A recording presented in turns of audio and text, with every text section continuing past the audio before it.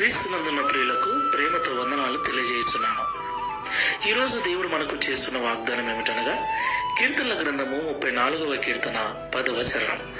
సింహపు పిల్లలు లేమిగలవై ఆకలి కొనను, యెహోవాను ఆశ్రయించు వారికి ఏ మేలు కొదువై ఉండదు. ఆమెన్. నా ప్రియమైన సహోదరి సహోదరులారా, అడవికి అంతటికి రాజైనటువంటి సింహము అది తలుచుకుంటే ఎంతటి పెద్ద జంతువునైనా చంపి తినగలదు.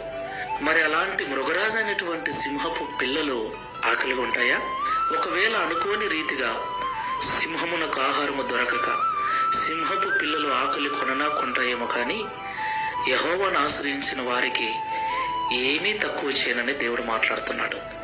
ఈ మాటలు వింటున్న ప్రియ సహోదరి సహోదరుడా, యేసుక్రీస్తు ప్రభుల వారిని మనం నమ్ముకున్నాం కదా, యేసుక్రీస్తు ప్రభుల వారి మార్గంలో నడుస్తున్నాం కదా. అయినప్పటికీ ఎన్నో కొరతలు, ఎన్నో ఇబ్బందులు, ఎన్నో రకాల సమస్యలు మనల్ని చుట్టుముట్టి ఇబ్బందిని కలిగిస్తూ ఉన్నాయంటే దాని అర్థం ఏంటి? మన భక్తిలో, మన విశ్వాసంలో ఏదో లోపం ఉందని అర్థం.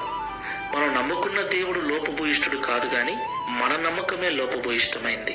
మనం చేస్తున్న భక్తే సరిగ్గా చేయకపోతున్నామేమో, మనలో ఇంకా మార్చుకోవలసింది, సరిచేసుకోవలసింది ఇంకా ఏమైనా ఉందేమో.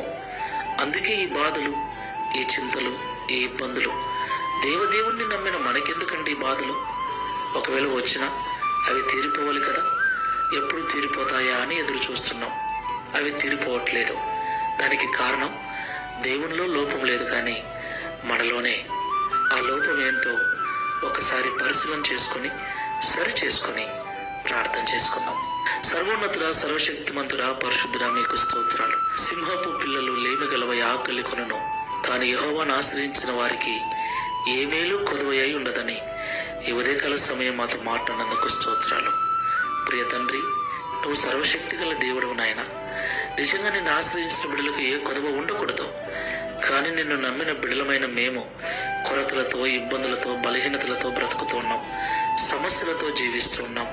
అవి ఎప్పుడు తీరిపోతాయా అని నేను ఎదురు చూస్తూ ఉన్నాం. వీటికి అంతటికీ కారణం మీరు కాదు, కానీ మేమే.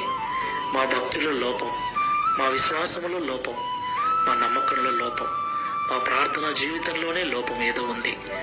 నా తండ్రి, ఈ ప్రార్థనలో ఏకీభిస్తున్న మేమందరం కూడా సరి చేసుకొని నిజమైన భక్తి, నిజమైన విశ్వాసము కలిగి సంపూర్ణముగా నీ మీద నమ్మకం కలిగి నీ ద్వారా ప్రతి మేలును పొందుకున్నట్లు సహాయం చేయమని, తద్వారా ఈ దిన వాగ్దానమును మా అందరి జీవితంలో నెరవేర్చి మీ నామమును మహిమపరచుకునమని యేసు నామములో ప్రార్థిస్తున్నాము తండ్రి. ఆమెన్.